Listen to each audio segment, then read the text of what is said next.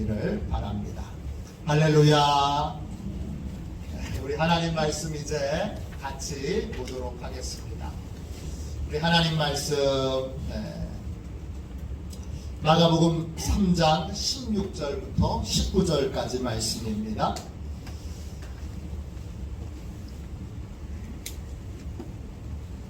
마가복음 3장 16절부터 19절까지 말씀입니다.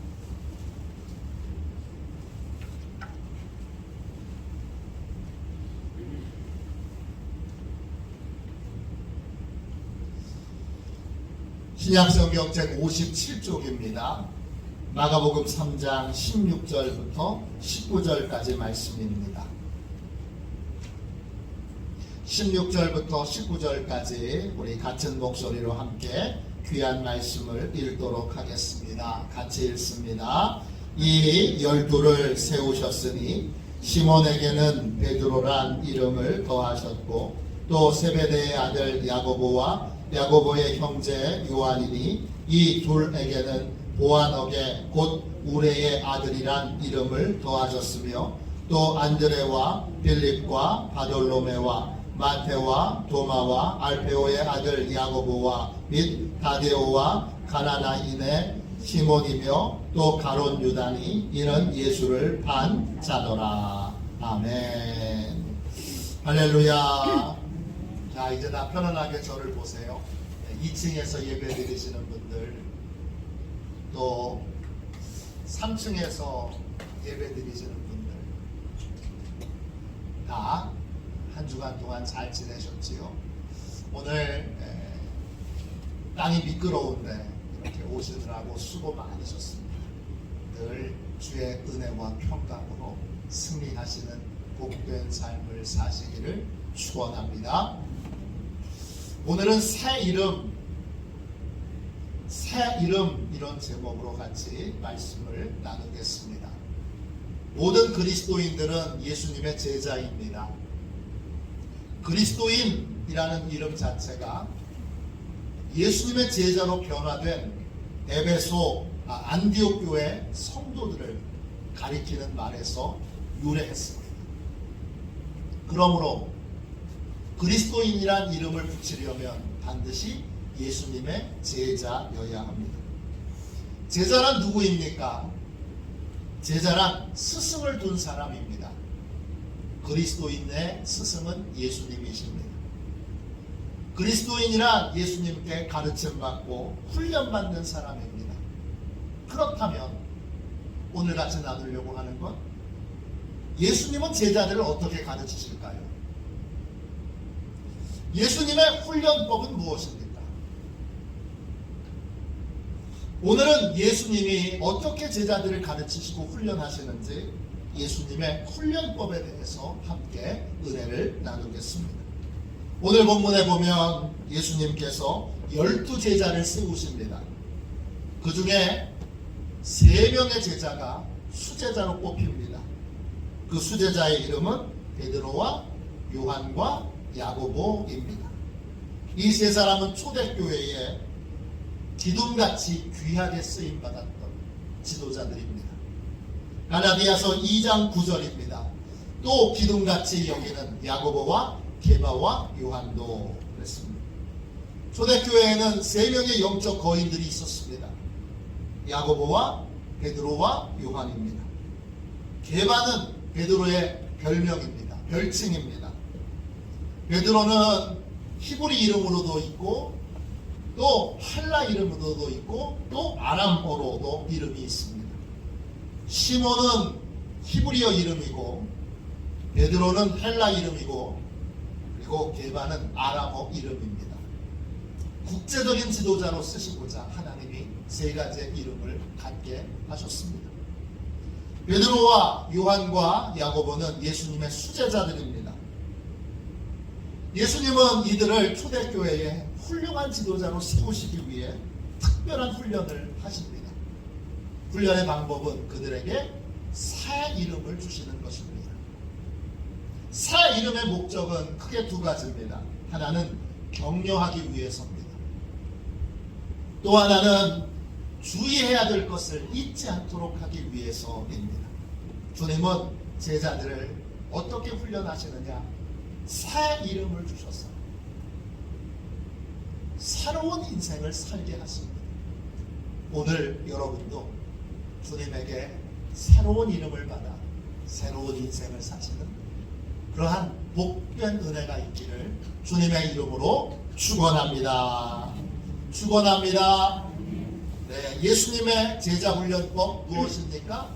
첫 번째, 예수님은 제자들을 격려하시기 위해 새 이름을 주십니다. 격려의 목적은 무엇입니까? 장점을 잊지 않는 것입니다. 장점을 잊지 않도록 만드는 것, 그것이 바로 새 이름의 목적입니다. 여러분 3장 16절 보세요. 이 12를 세우셨으니 시몬에게는 베드로란 이름을 더하셨고 그랬습니다. 모든 사람에게는 장점과 단점이 있습니다. 베드로에게도 장점과 단점이 있었습니다. 베드로는 장점이 참 많은 사람입니다. 그는 누구보다 예수님을 사랑했습니다. 그는 예수님을 위해 많은 희생을 했습니다. 그는 어부였지만 부자였습니다. 배를 가지고 있습니다.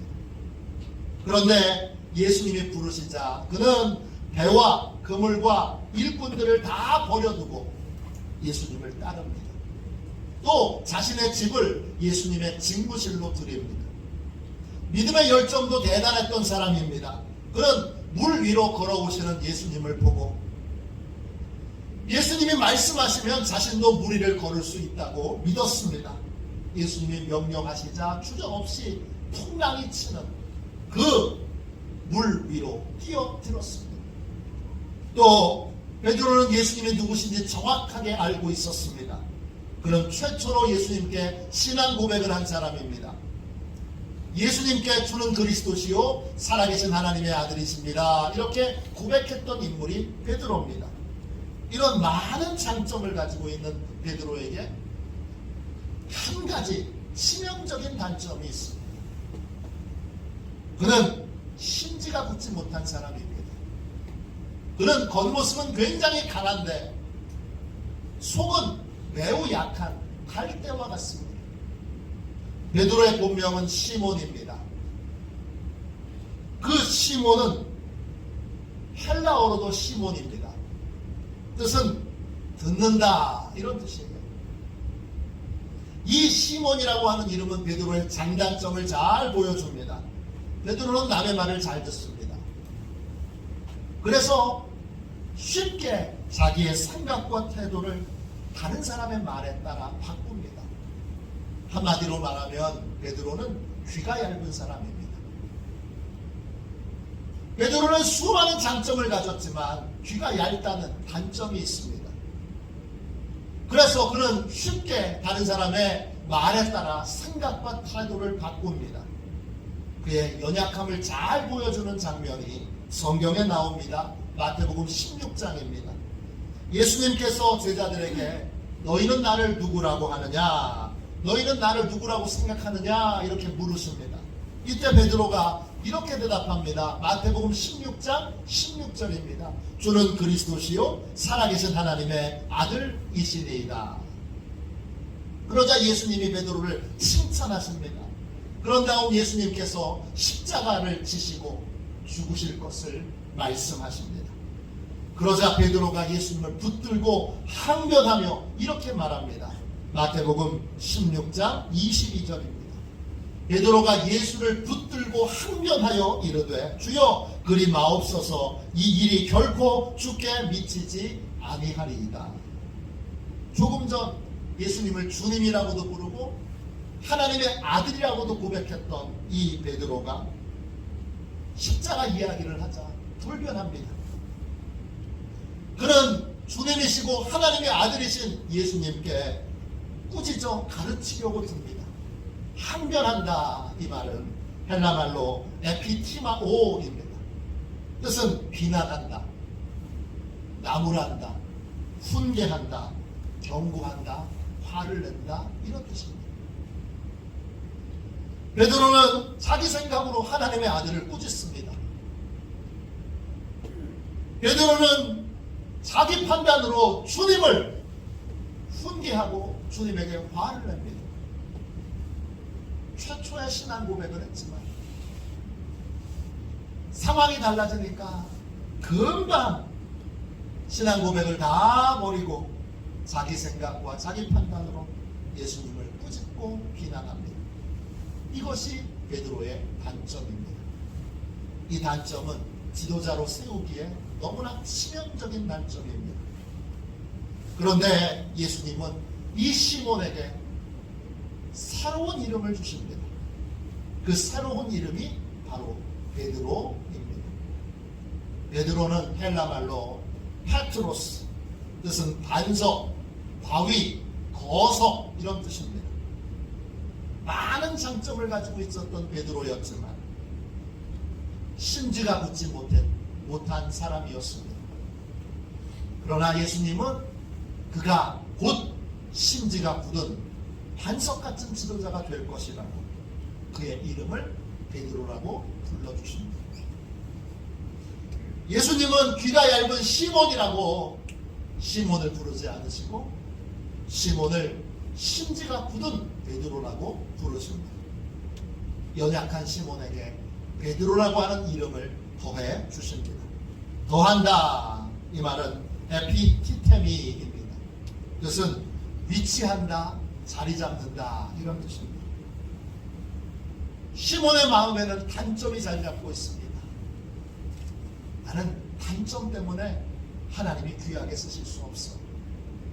그런데 예수님이 단점이 아닌 장점을 그 마음 가운데 두십니다. 사람들에게 베드로의 장점을 보라고 베드로의 이름을 베드로라고, 시몬이 아닌 베드로라고 그렇게 부르게 하십니다. 예수님은 굳건하게 믿었습니다. 베드로의 장점이 성장하고 또 성장하고 성장해서 모든 단점을 해결할 것이라고 굳게 믿었습니다. 시몬은 자신을 베드로라고 부르시는 그 주님의 음성을 듣고 미래에 대하여 소망을 갖게 됩니다.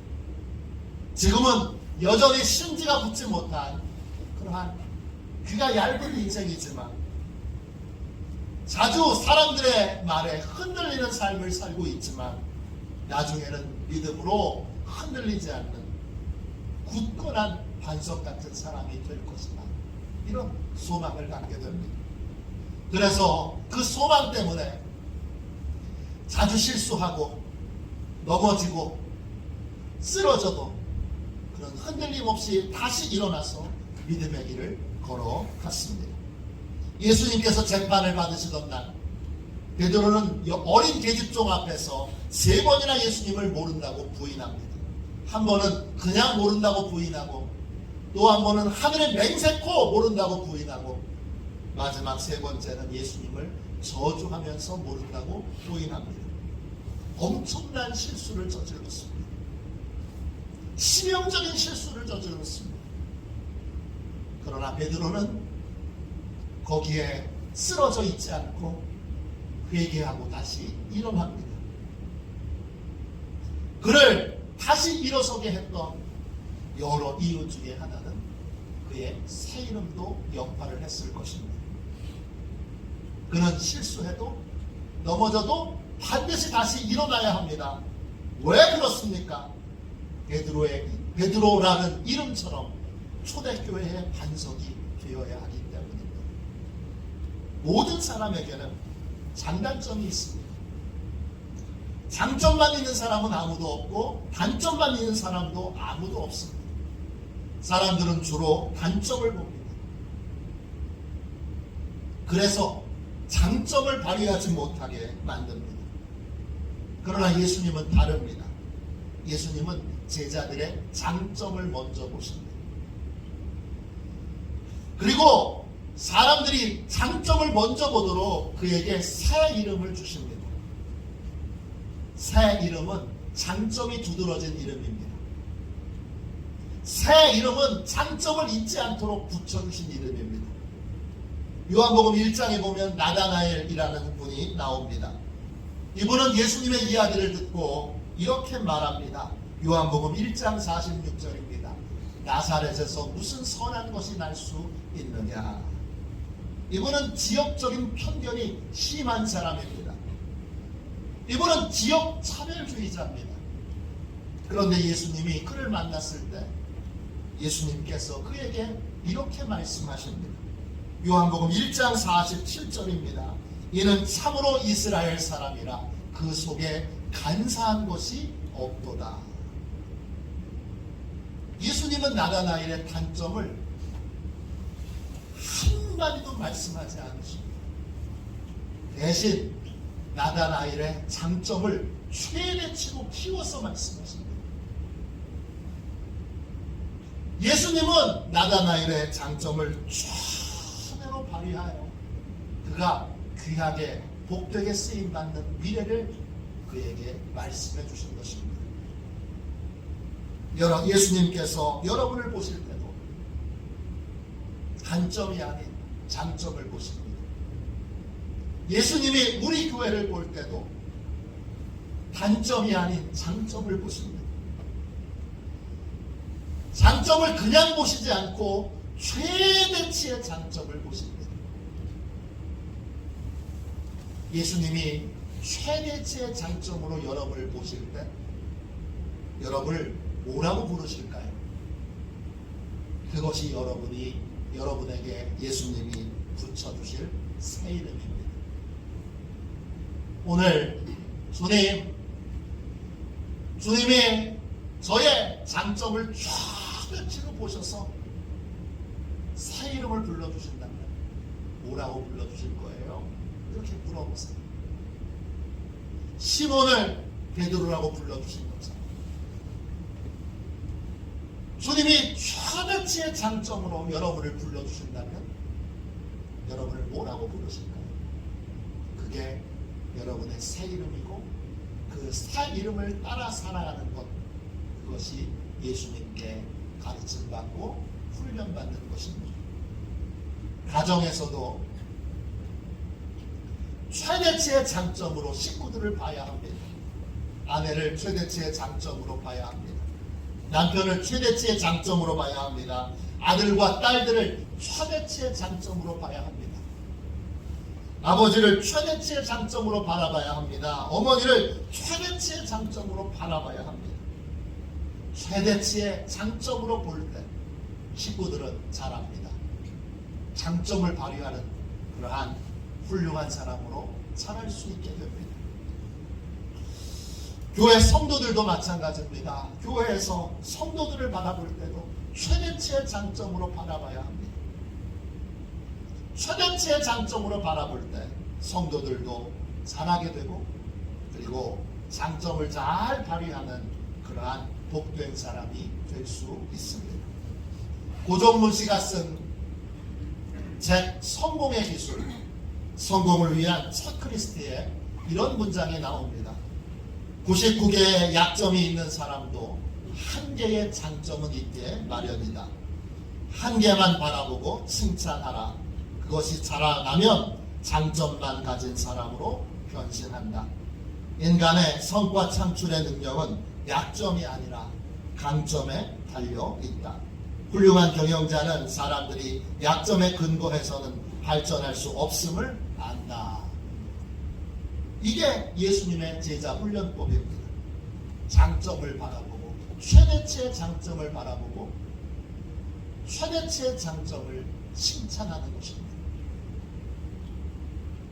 그러면 그 장점대로 그 믿음대로 장점을 가진 사람으로 자라게 되어 있습니다.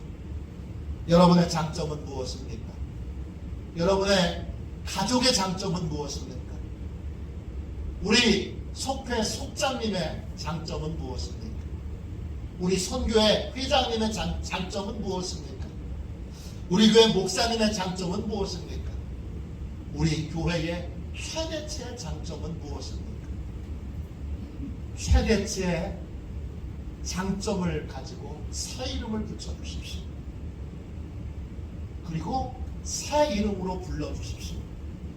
그러면 장점으로 충만한 사람으로, 장점을 가진 강한 사람으로 그렇게 성장하게 될 것입니다. 둘째, 예수님의 훈련법은 무엇입니까? 둘째 예수님의 훈련법은 제자들이 주의해야 할 것을 잃지 않도록 사이름을 주십니다. 17절 말씀 보세요. 17절 말씀입니다. 또 세베대의 아들 야고보와 야고보의 형제 요한이니 이 둘에게는 보아너게 곧 우레의 아들이란 이름을 더하셨으며, 세베대의 아들 야고보와 요한에게 예수님이 새 이름을 주셨습니다. 그 새 이름이 보아너게입니다. 이 보아너게라는 말은 아람어입니다. 두 개의 단어로 이루어졌는데 벤과 레게시입니다. 벤은 아들이란 뜻이고 레게시는 천둥, 번개, 흥분, 야단법석 이런 뜻입니다. 보아너게는 천둥의 아들, 쉽게 흥분하는 아들, 야단법석을 떠는 아들, 호들갑 떠는 아들 이런 뜻입니다. 야고보와 요한에게 이런 이름을 붙여주신 데에는 이유가 있습니다. 누가복음 9장에 보면 예수님과 제자들이 예루살렘 성을 향하여 가다가 사마리아 성을 지나가게 되었습니다. 사마리아 성을 통과해서 가면 지름길로 빨리 갑니다. 그래서 사마리아 성을 통과하려고 하는데 사마리아 사람들이 허락을 안 해줍니다. 그러자 흥분한 야고보와 요한이 예수님께 이렇게 말합니다. 누가복음 9장 54절입니다. 주여, 우리가 불을 명하여 하늘로부터 내려 저들을 멸하라 하기를 원하시나이까? 야고보와 요한은 억울한 일을 만나자 금방 흥분합니다. 두 사람은 사마리아 사람들에게 하늘에서 불이 내리도록 기도할 수 있게 해달라고, 허락을 해달라고 예수님께 부탁을 합니다. 이들은 억울한 일, 분한 일, 답답한 일, 괴로운 일을 만나면 쉽게 흥분합니다. 그래서 예수님은 이 야고보와 요한에게 쉽게 흥분하지 않도록 천둥의 아들, 야단법석의 아들이란 의미의 보아너게라는 새 이름을 붙여 주셨습니다. 새 이름을 받은 야고보와 요한은 스스로 자신들이 쉽게 흥분한다는 걸 인정했습니다. 그리고 그들은 쉽게 흥분하는 이 성품을 고치지 못한다면 하나님 나라의 일을 할 수 없다는 걸 분명히 알았습니다.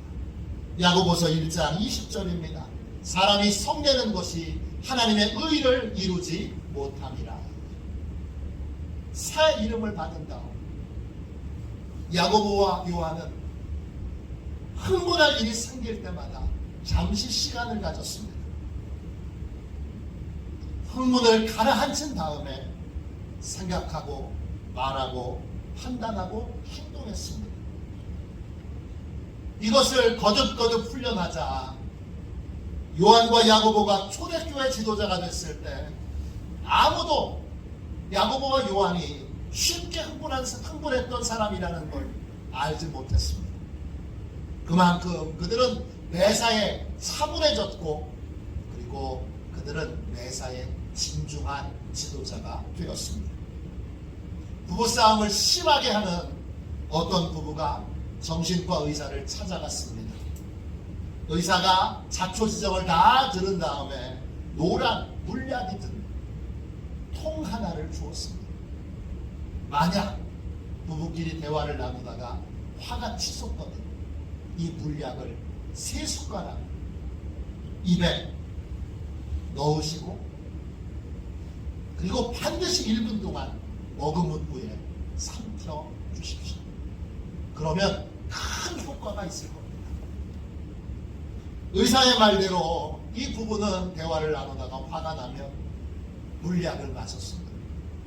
물약을 먹고 1분 동안 머금고 있고 그걸 굴꺽 삼키는 동안 3분 정도의 시간이 지나게 되는데 그러면 신기하게도 마음이 가라앉았습니다.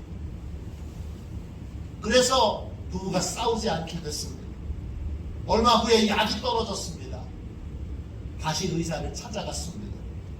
약을 더 지어주십시오. 그랬더니 의사가 이렇게 대답합니다. 사실 그 약은 설탕물입니다.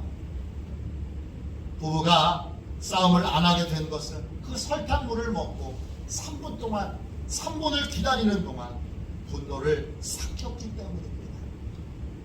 잠언 16장 32절에 이런 말씀이 있습니다. 노하기를 더디하는 자는 용사보다 낫고 자기의 마음을 다스리는 자는 성을 빼앗는 자보다 나으니라.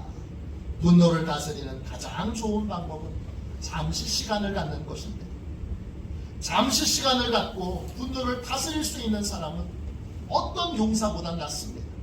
진정한 용사는 흥분을 가라앉히도록 시간을 갖는 사람입니다.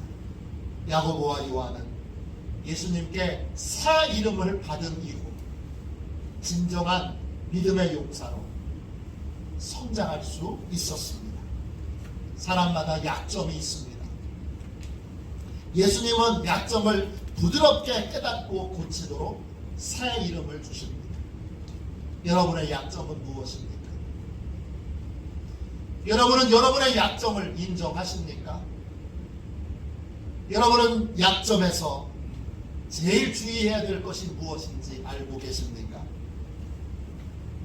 그 주의해야 될 부분, 그것을 주님이 새 이름으로 담아 우리에게 주십니다. 예수님께서 여러분에게 새 이름을 주신다. 뭐라고 말씀하실까요? 예수님은 우리의 약점을 보완하도록 새 이름을 주십니다. 그 이름을 통해 우리는 약점을 겸손하게 인정하게 되고 약점이 나타나는 순간을 대비할 수 있게 됩니다. 그러면 약점이 다시는 약점이 되지 않는 복된 삶을 살 수 있습니다. 오늘은 예수님의 제자훈련법에 대해서 함께 말씀을 나누었습니다. 예수님은 제자들에게 격려의 새 이름과 주의사항을 담은 새 이름을 주십니다. 두 가지 새 이름으로 베드로와 요한과 야고보는 강점을 가진 사람들이 되었습니다. 강점을 갖고 있고 약점이 없는 지도자가 될 수 있었습니다. 우리도 예수님의 제자입니다. 예수님은 우리에게도 새 이름을 주십니다.